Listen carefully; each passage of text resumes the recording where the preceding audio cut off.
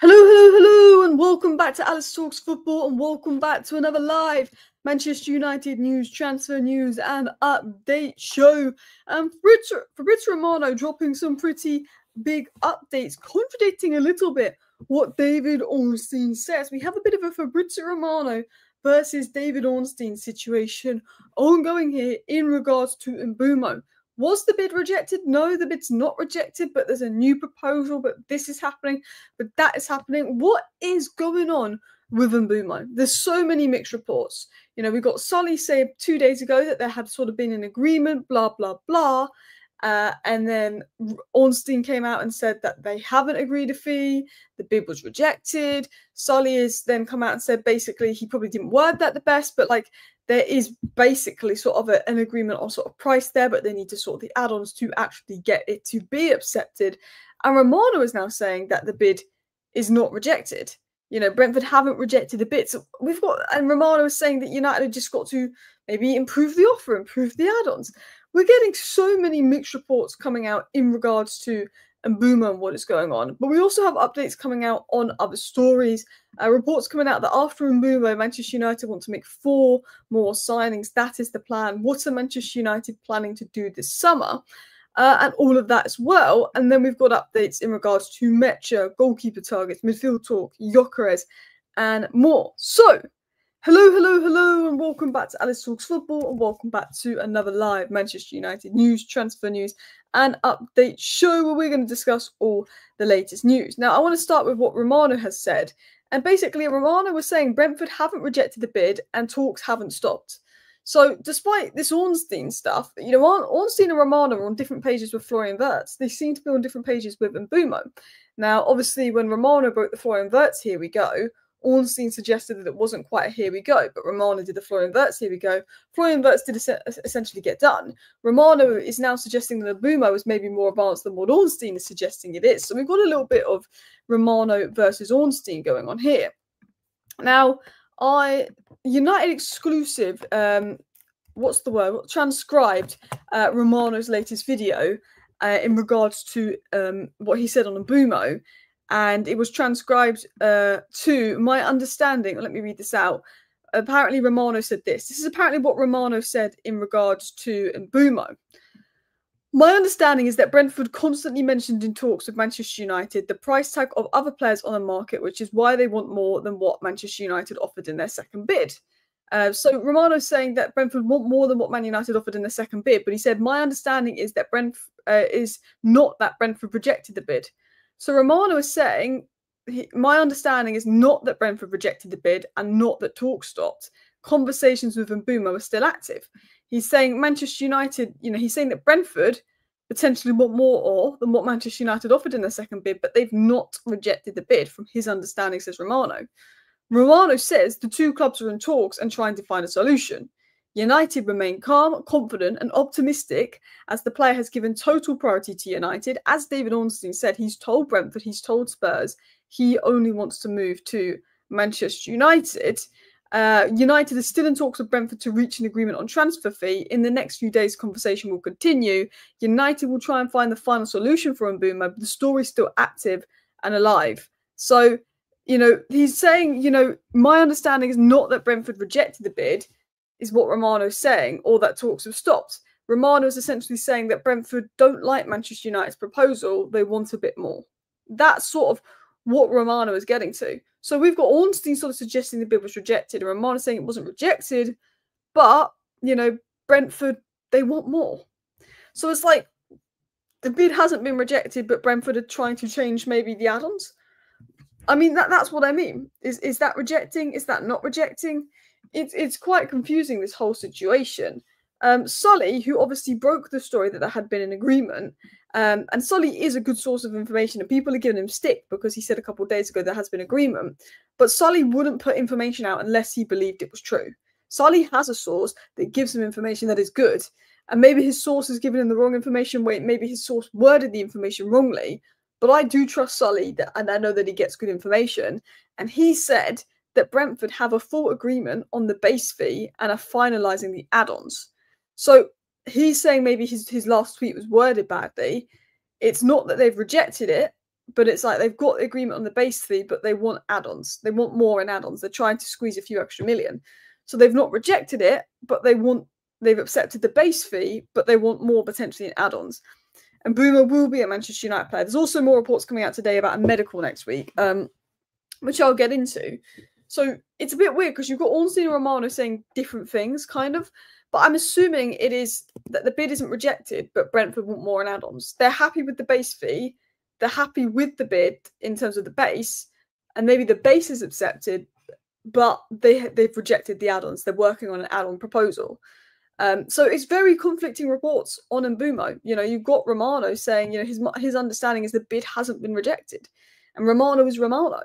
And he's got different wording to Ornstein. And I personally believe, because I think Sully is genuine, and I think that I know he does have good sources of information, I believe that maybe Brentford want more, but they've not outright rejected it. They've said, cool, we like the 55 million base fee, but they want more in add-ons. Maybe they want the add-ons to go to 65 million, and maybe they're rejecting the proposal of the add-ons.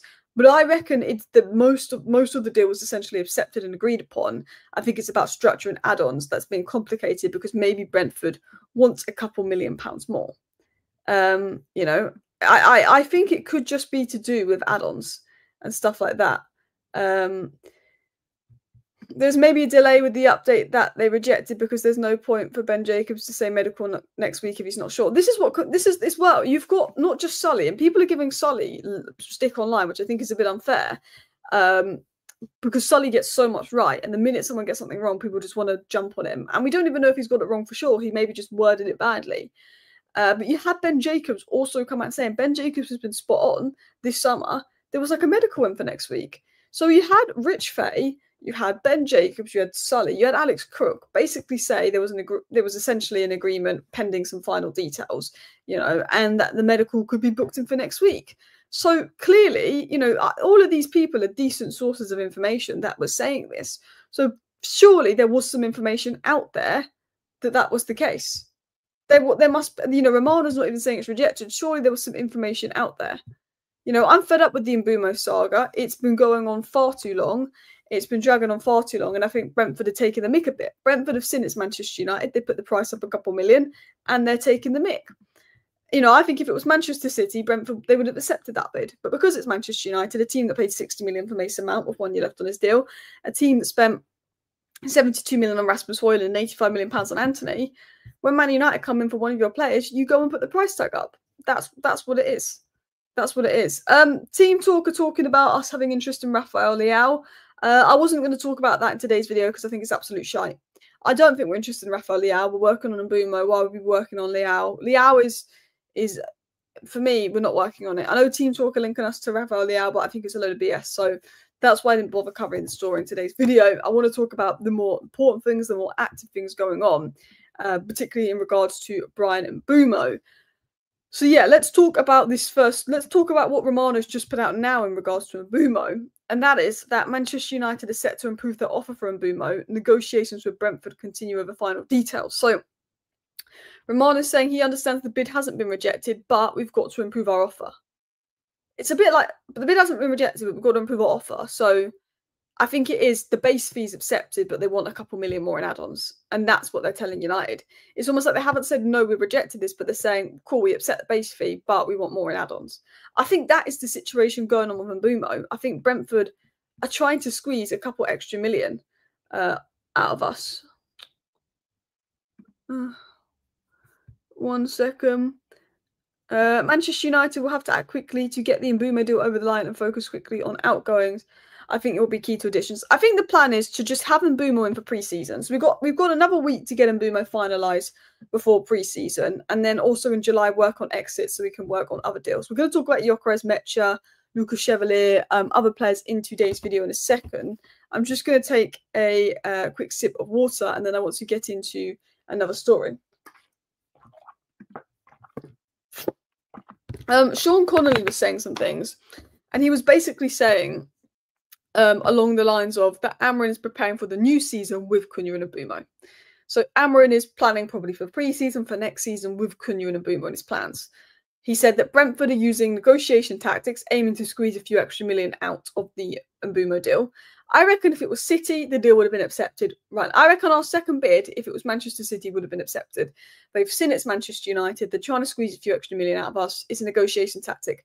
There was reports coming out 2 weeks ago that Tottenham had made a 70 million bid. Everyone was losing their mind.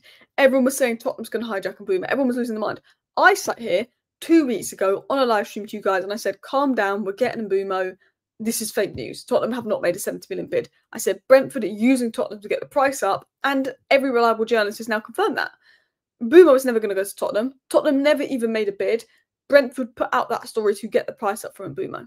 They did. And I said that 2 weeks ago. I said, this is the scenario. And the scenario right now is Brentford are happy with the base fee, but they decided they want an extra 2-3 million in add-ons.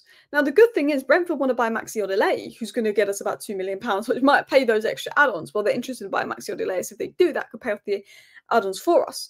They're just trying to get a couple million out of United and make the add-ons more achievable. Man United might say, you can have 8 million in add-ons if he scores 100 goals for the club. And Brentford are like, no, we want 8 million add-ons if he scores 50 goals for the club. Do you know what I mean? That could be the scenario of add-ons. But the problem is, Cunha's fee was 62.5 million. So Brentford wants 62.5 million. We paid 62.5 million for Cunha up front. So Brentford are now saying that maybe they want either 62.5 million for Mbeumo up front, or they want the add-ons to take it to 65, 66 million, so it potentially goes beyond Cunha. Because we spent 62.5 million on Cunha, Brentford, who are more than willing to sell Mbeumo for 50 to 55 million, now wants 65 million for Mbeumo. That's the problem. Do you think 65 million is overpaying? A little. I think 60 million would have been a good price. 60 million for Mbeumo would have been a good price. I think the bid that we put in, our second bid, of 55 million plus 7.5 million add-ons is very fair. I think, for me, if I'm Man United, the most they should do is 60 plus 5. I think the most they should do is 60 plus 5. 70 million would be too much. I think 60 plus 5 is probably the most they should do if we're talking, to get the deal over the line, because I'm just fed up on them over the line. I think he is a £60 million player, but he's got 1 year left on his deal. I think in an ideal world, we'd have gotten for 55 million. 55 to 60 million in an ideal world is what we would have gone for. It's looking like it could more be now 65 million. Yeah. What should we do about Sancho? We can't really do anything about it. He's just He's just causing problems. This is the problem. Fenerbahce were in for Sancho. Fenerbahce have now walked away from Sancho. Fenerbahce were in for Sancho. The conversations with Sancho, they were willing to pay up. They've now learned that Sancho was just using them because he wants to play for a club in the top 5 league. Chelsea, Juventus and Napoli are willing to give Manchester United 25 million for Jadon Sancho. Chelsea, Napoli and Juventus aren't willing to give Jadon Sancho the salary he wants because Jadon Sancho wants a 200k plus a week salary.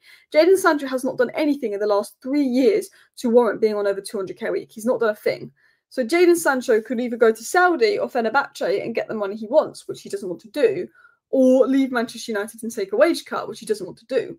What Jadon Sancho wants is to be able to have a big salary for a club in a top 5 league. So what Jadon Sancho wants to do is run down his contract at Manchester United so he gets another year of Manchester United wages. Then, because he's run down his contract, when he gets to choose his new club, he's in a position to get a higher salary, negotiate a higher salary, and signing on. Marcus Rashford is willing to take a 30% wage cut to get out of Manchester United. Anthony is willing to take a 30% wage cut to go to Real Betis. Jadon Sancho, the one that wanted out of Manchester United more than anyone else and has forced a loan move the last 2 seasons and preached about freedom, has had 3 opportunities to leave Manchester United, 4 if you count Fenerbahce, and he's not going at all because Jadon Sancho is greedy and Jadon Sancho is trying to run down his contract. That's what it is. You either take a wage cut and you go to Juventus because apparently he really wants to go to Juventus. Cool, take a wage cut. And people will say, look, it's Manchester United's fault. We gave Jadon Sancho this ridiculous wage. We did give Jadon Sancho this ridiculous wage. You could argue it is Manchester United's fault. We gave Sancho this ridiculous wage. But at the end of the day, if we'd have been forcing Sancho out, if we'd have been sat here and Manchester United were forcing Sancho out, and I felt that Manchester United had treated Sancho unfairly, I'd say fair play, it's the club's fault. I'd say fair play to Sancho for running down his contract, not wanting to go anywhere else, not wanting to take a wage cut. It's the club's fault. Sancho was good to us. They kicked him out. But that wasn't the case. Sancho refused to play. Sancho forced his way out twice. Sancho, freedom. Sancho wanted out of United, forced his way out twice, spoke about freedom, now won't take a wage cut. If we'd have forced him out, I'd have say fair play to Sancho. We shouldn't have given him those wages. We shouldn't have forced him out, but we didn't force him out. He forced his way out. So if you're forcing your way out and he wanted out as Manchester United, as much as he claims he wanted out of Manchester United, you'd be willing to take a wage cut because you're still going to be making over 150k a week. It's not like you're going to be on £10 a week, 150k a week to get out of Manchester United. You'd think if he wanted out of Manchester United as much as he made out he wanted out of Manchester United, he'd happily leave Manchester United and be on 150k a week because it's still very good money. But he's a money grabber. That's what it is. He should be forced out from the club. Look, Man United's fault for giving him the wages, but at the end of the day, if he never spoke about freedom, if he never sort of refused to apologise for Ten Hag, if he never had forced his way out, if Manchester United had just forced him out on loan against his will, I couldn't blame him for not going elsewhere. I couldn't blame him for running down his contract. But it's the fact that he ran down his contract. That's what is a disgrace. You know, look at Anthony taking a 30% wage cut because he wants to play in the World Cup. I mean, look, I always thought Sancho was a better player than Anthony. I always thought that. But I can see why Ten Hag preferred Anthony and his attitude. We can all see that now. Because Anthony wants to just play football. Go to Real Betis. Go in the World Cup. Sancho just wants money. It's the sad truth. The sad truth. I want to get into a few other stories and updates. So yeah, TalkSport have come out and also said again today, despite that Ornstein report, that Bryan Mbeumo's medical is provisionally booked in for next week, with United and Brentford still negotiating over a final transfer fee and deal structure. So apparently, and they're not going back on their word, there is a medical booked in for next week for Mbeumo. There's a few people writing and reporting that despite what Ornstein said, you know, Romano saying the bid hasn't been rejected, and reports are still coming out saying there's a provisional medical booked in for next week. Provisional medical booked in for next week. So that's an interesting one to keep an eye on. I do believe Mbeumo's coming. I just don't know when he's coming. That's my answer to that. Most serious footballers in their prime would take a wage cut. Yeah, it's not like he's 30. Get the bag while you can. He's in his prime. Juventus would be a perfect move for him. He has a chance to redeem his career, maybe get back in the England squad. He's still going to be on good money, despite the fact that his performances over the last 3 seasons don't even warrant the money that I think Juventus are giving him. And he's saying no to run down his contract and get a bit of extra money. It's embarrassing for Sancho.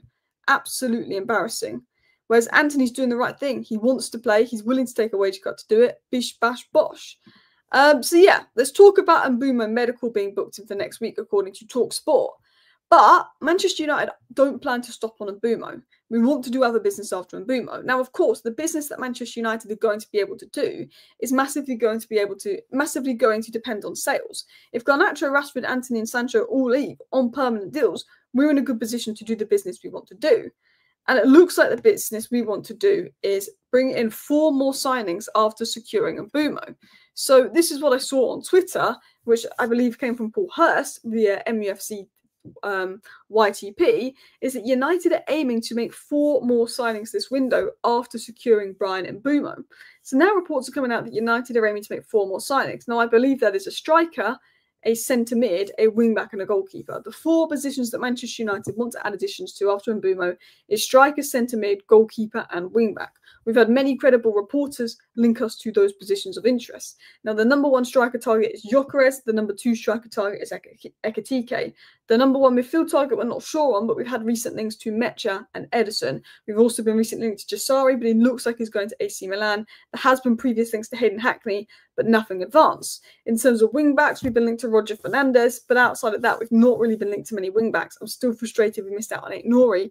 And in terms of goalkeepers, we've been linked to Emi Martinez the most heavily, but we've been linked to the Atalanta keeper, Karnacheski. We've been linked to Lukashevia, and we've also been linked to Lemens and Emi Martinez. So we've been linked to quite a few players, but after Mbeumo, it's believed that United's plan is striker signing, centre mid signing, goalkeeper signing, wing back signing, 4 more signings. But to be able to do that, we will need to sell. So it'd be nice if Jadon Sancho would get out. It'd be nice if we can get some bids for Garnacho soon. Bear with me one sec.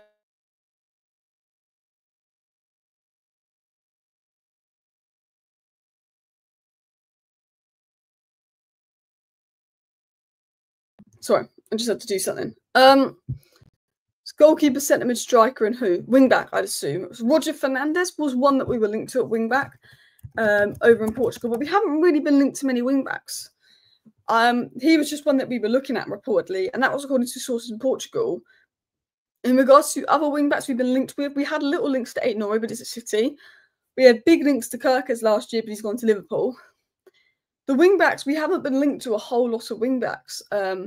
You know, Kenda's going to Chelsea. Roger Fernandez, I feel like we were linked to somebody else that was a wing back not that long ago. I feel like we were linked to another young wing back not that long ago that was maybe in Portugal or somewhere. But we haven't been linked to many players for the wing back role. But Roger Fernandez is one that was thrown about. But I don't know if that's just guesswork because we're not getting Kenda in regards to wing back. But we need a goalkeeper, centre mid, striker, and wing back. I agree. I agree. Now, my ideal world would have been Aït-Nouri. It would have been Osimhen. It would have been Baleba, and it would have been Joan Garcia. I don't think we're going to get any of those players, but that's sort of what United's plan is. So yeah, Kenda, but he went to Chelsea, was who we were linked to. Alice, if Newcastle are in for James Trafford, we should try get Nick Pope. Leeds have links to about 10 million. I think Nick Pope's an upgrade on Onana, but I don't necessarily think Nick Pope is what we need. I think he's an upgrade on Onana, but I don't think he's what we need. I think it looks like striker's our next move. That's what it looks like. It's been said by a few journalists, and I can't remember who said it, but I've seen 3 or 4 people say it in the United space, that after Mbeumo, we will move for a striker. Now, the striker we want is Gyökeres. Now, there's a lot of reports coming out in the last few days. Now, they're not tier 1 reports, so do take it with a pinch of salt. They're not all from the most credible sources of information. But there's been a lot of reports in the last few days coming from the likes of Team Talk, Portuguese News, The Mirror, all suggesting that Victor Gyökeres, once Manchester United, has potentially made a U-turn. Now, this is one of 2 things. Either these sources are lying to us, so take that with a pinch of salt, or maybe Victor Gyökeres is taking a U-turn. Now, the only way Victor Gyökeres would take a U-turn is if Arsenal are going for Sesko. Our chances of getting Victor Gyökeres massively 100% depend on if Arsenal want Sesko or Gyökeres. I'm telling you that for a fact. Our chances of getting Gyökeres depends on what Arsenal do. If Arsenal choose Gyökeres, we're not getting him. If Arsenal choose Sesko, I think our chances of getting Gyökeres is high. And it was said that Manchester United Chiefs want to bring in a premium number 9 for Amorim to replace Højlund, and Gyökeres is understood to be the top target. Gyökeres is the top target. There's now reports coming out that Gyökeres is open to Manchester United. Again, I don't know how true that is. He's not rejected us. But what the situation is, and what I believe the situation very much is right now, is pretty much we want Gyökeres. Gyökeres is waiting for Arsenal. If Arsenal don't go for him, he will come to us. And he's given us indications he'd be willing to come to us if Arsenal go for Sesko. There is a feeling that Arsenal are going to go for Sesko, but again, no confirmation on that. That's what I think the stance is. We need Osimhen. Look, I'd love Osimhen, but I don't think we're in for him. Ahmad's going to play right wing back more often. If we get Mbeumo, right wing back less of a priority. Yeah, I think we need a wing back, but it would be less of a priority. I like the look of Roger Fernandez. And also, I do think at wing-back, you've got Diego Leon coming in. Again, we can't rely on him. He's new. But Harry Amos looks like a good talent. Mentato looks like a good talent. Camerson looks like a good talent. I think we need a wing-back. I'm annoyed we missed out on Aït-Nouri. But I'm also not annoyed we missed out on Aït-Nouri in the sense of we had to prioritize attack. If we'd have gone out and signed a wing-back before we'd signed an attacker and we'd missed out on Mbeumo, I would have been more annoyed. Like, Aït-Nouri I love, but missing out on Aït-Nouri is nothing compared to missing out on Cunha or missing out on Mbeumo. We needed attack first. So I think Man United's approach is right. You've got to go and get Mbeumo and Cunha and 2 proven attackers, then go and get your striker if you can. But if you can't get your striker, if Arsenal still haven't made a decision, work on a midfielder. If one of the goalkeeper leaves, use that money to get a goalkeeper, get the striker. They're the 5 priority positions. Then at the end of the window, if funds remain, look at young centre-backs, look at young wing-backs. Anyone that's affordable in our budget, have a look. Wing-back more important. So I agree to that extent. I think wing-back would be important for me. I think we needed a wing-back. But it's not like, if we miss out on wing-back, it's not as bad as if we missed out on a midfielder. If we didn't sign an attacker this summer, it would have been dire. For me, we need attack, we need midfield and goalkeeper more than wing back. After our front 3 sorted, we need a centre mid and we need a goalkeeper. And then it's wing back. So wing back, I think we need, but it's less of a priority. You know, when you finish 15th, you're going to need players in every single position, but you have to sort of say which one is more of a priority and which one is less of a priority. So anyway, Let's dive into other updates. So we obviously been looking at goalkeepers. Emi Martinez has been the most strongly linked, but Emi Martinez is desperate for a Man United move, and he's definitely been using his agent to plant a lot of those links. Emi Martinez is only possible if we sell Onana. Now, the chances of us selling Onana look slim unless Saudi come in. Now, reports in France have said Lucas Chevalier is a goalkeeper of interest. This could be one to watch. Both United and City are interested in Lucas Chevalier. Villa have also been linked. If they lose Martinez, this is their replacement option. But Lille want to extend his current deal, which expires in 2027, and the price tag could be as high as 70 million euros. Now, there's talk of him only costing about 30 million pounds because his deal will expire in 2027. Sorry, 40 million pounds because his deal will expire in 2027. I like Lucas Chevalier. I hope Man United are in for Lucas Chevalier, but again, unless Onana goes, we won't get him. We've been linked to Diogo Costa, Emi Martinez, and Lucas Chevalier. Unless Onana goes, we're not getting any of those players. More likely, Lamens is apparently under 20 million. If Baindia goes, we could go for Lamens. Joan Garcia would have been great. He's gone to Barcelona. Manchester United would like a goalkeeper. Manchester United have been looking at goalkeepers. We've been looking at Karnachevsky of Atalanta. Again, unlikely unless Onana goes. You know, despite media briefs that were happy with Onana and were planning to keep Onana, we wouldn't be looking at all these goalkeepers if the plan was to keep Onana. The plan is ideally to sell Onana, but we've realised that that plan is very difficult because of Onana's wages, because of his book value. The money that we'll need to sell Onana is only something that Saudi clubs are willing to pay. There was interest from Monaco. They weren't willing to pay that. So we're looking at these goalkeepers, but none of these goalkeepers we're looking at we can get unless Onana leaves. And the possibility of Onana leaving is looking 20% he leaves, 80% he stays. Despite Man United wanting him to leave, despite the plan being for him to leave, it's going to be difficult. So we want a goalkeeper. Most likely scenario is Baindia goes in a better second keeper comes in to test Onana, but it massively depends on Onana. Malp says looking FC. We literally are looking FC. Mbeumo has 1 year plus 1 year extension, so the price Brentford want is fair. Just get them what they want. He is worth that. Just check on other players. I don't want to go much higher, but look, if you get Mbeumo for £65 million, it's not a bad deal. You know, if Anthony's £85 million and Sancho £72 million, you know, and Mbeumo for £65 million with 3 good seasons in the league is a good deal. I'd have liked him for 60. I think Brentford are pushing it and taking the mick a bit because it's Man United, and I think we could have gotten for about 55 million if we were Man City. But if it's 65 million, it's not like we've massively overpaid. It's just like, do you know what I mean? Now, I think Manchester United should go for a centre mid after signing Mbeumo, unless Arsenal have made their mind up about Sesko and Gyökeres, and Arsenal picks Sesko and Gyökeres is really pushing for United move this time next week. Unless Arsenal have made their mind up in the next week, I would then look at midfielders after strikers. And one of the midfielders we're reportedly looking at is Mecha. Let me get my screen up. So, obviously, Bild said yesterday that United had some interest in Mecha, but this was a report from last month that also said that Manchester United are closely monitoring Felix Mecha. Wilcox knew him when he was at City's academy. Dortmund does not want him to leave and will demand more than 50 million euros. United have been linked to Mecha for a little bit. There's been good sources of information linking us to Mecha, saying we have interest in Mecha. I like the player. I don't like his injury record. I don't like the price tag. If you can get Mecha on a good cheap deal, I'd do it. But because of his injury record, I wouldn't want to spend more than 30 million on Mecha. I like Mecha, very good player, very good dual winner. If he was guaranteed to stay fit, I would happily spend 45 million on him if he was guaranteed to stay fit, but he's not. Mecha's a good player. He's an athletic midfielder. I think with the links to Mecha and the links to Ederson, it's very obvious what kind of midfielder Man United are looking at, and that's an athletic midfielder. I think the plan is someone that's going to play next to Bruno next season.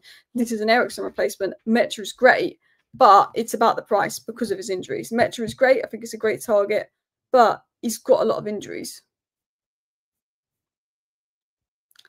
Do you think Arsenal will get Sesko or Gyökeres? I think Arsenal will get Sesko, but we just don't know yet. It feels like they're leaning more towards Sesko, but nobody knows. This is what Andrea Berta does. He gives nothing away. That's just part of his game. He gives absolutely nothing away.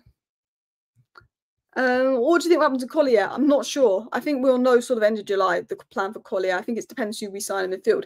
If we don't sign in midfield, Collier stays. But if we do sign in midfield, Collier could go. Steve-O said Rios over Mecha all day. I've watched Mecha more, so I prefer Mecha, but I do think Rios is a good talent. And Rios might be better, but I've not watched him as much as Mecha. Bild is a good source when it comes to Bundesliga news, but not outside the Bundesliga. I think Bild's a decent source when it comes to Bundesliga news. Do you like Sesko? I like Sesko, but I think he could be a Højlund 2.0 if he went to Manchester United. I also think Ekitike is better than Sesko. And I don't think we'd go for Sesko. Even if Arsenal get Gyökeres, I don't think we'll go for Sesko anyway. But I like Sesko. We've always had interest in him. I think he'd be a good signing for Arsenal. And I'm hoping Arsenal get Sesko because it opens the door for Gyökeres. But even if we don't get Gyökeres and we don't get Ekitike, I don't think we'll go for Sesko. I just don't think we will. Anyway, people, big up everybody for tuning into today's show. I just wanted to do a short half-an-hour live show discussing all the latest United news.